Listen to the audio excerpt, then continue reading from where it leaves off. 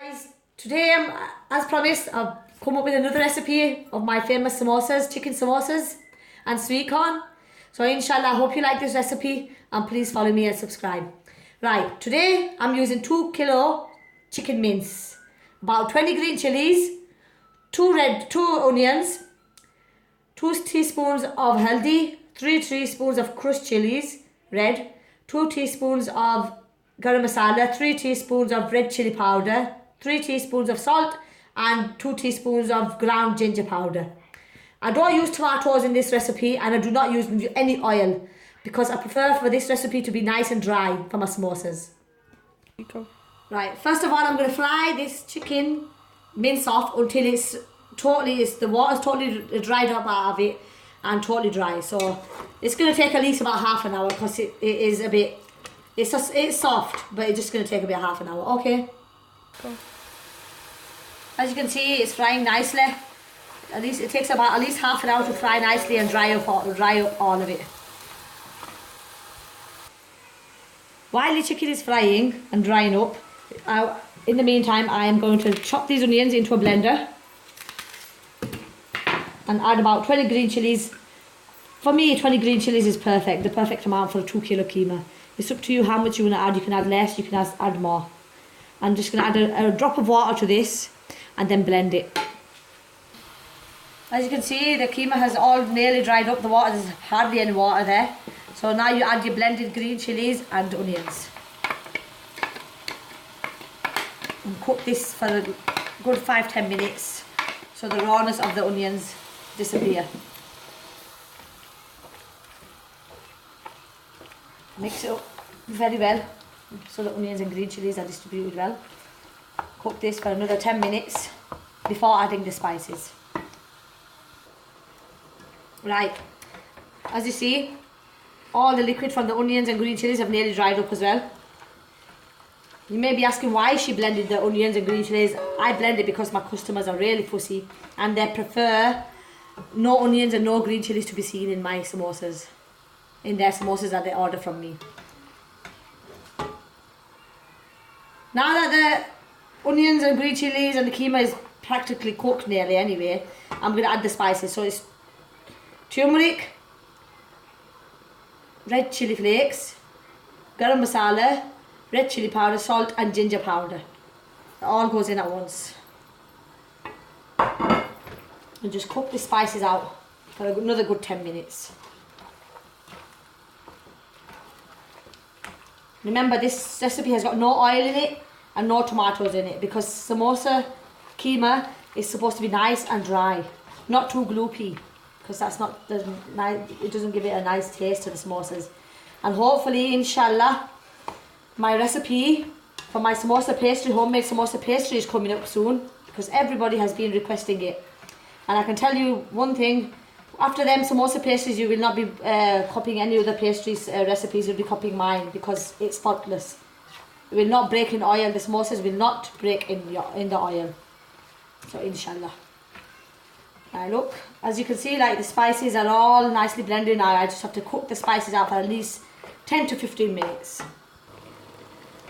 Right, I'm cooking the spices out. Now you're going to see why I didn't want any oil in the recipe. Because look, keema, the mixed keema has released its own oils.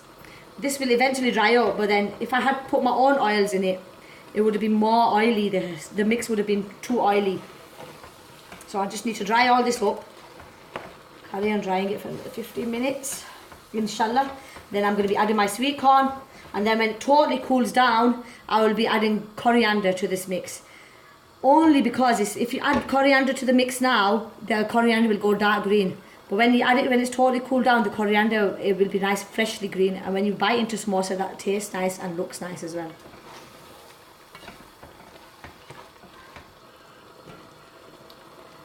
The liquid has nearly dried up, just a bit left. Cook it for another further 10 minutes. It's been cooking for 5 minutes, so just another further 10 minutes. Just keep an eye on it as long as it doesn't hit the pan. It is a non-stick pan, but still, you just have to keep an eye on it. Carry on cooking it.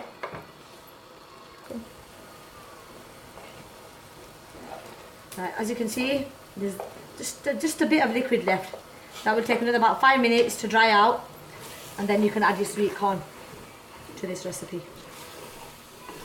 This is a chicken mince recipe with sweet corn for samosas, for homemade samosas. You can fill pastries with it as well, but I prefer homemade samosas. So I will be filling the homemade samosas. I will be giving you a tutorial on how to make homemade dough and how to make the homemade samosas, actual make them at home as well. I'll be giving a tutorial for that as well, coming soon inshallah, before Ramadan inshallah. Right, the liquid is all dried up. This is what your keema is supposed to look like in the end. Nice and separated. And like, it does look greasy because the keema had its own oil. That's why I never added any oil.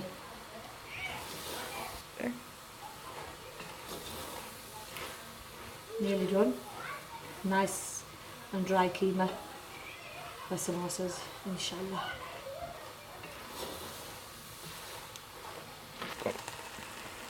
Right, all the liquid is dried up in the keema now. Now I add the sweet corn.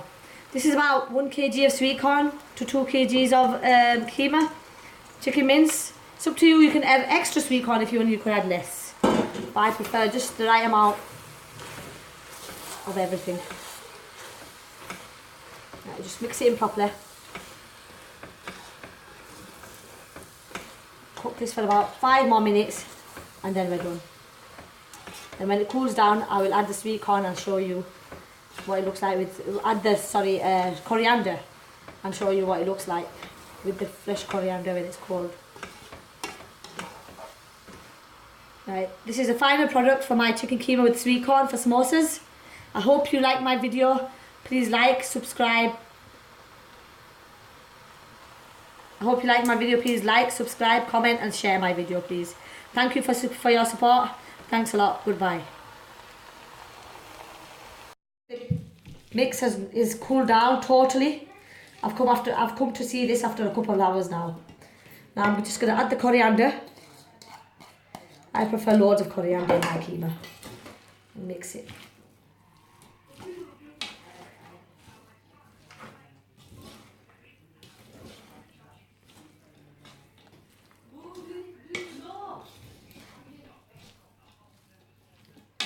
There you are. That is the keema done. I'm now ready to fill the samosas up, inshallah. Tomorrow I'll be giving you a tutorial on how to fill the samosas up and how to make the samosa dough and pastry. Thank you very much, guys. Bye.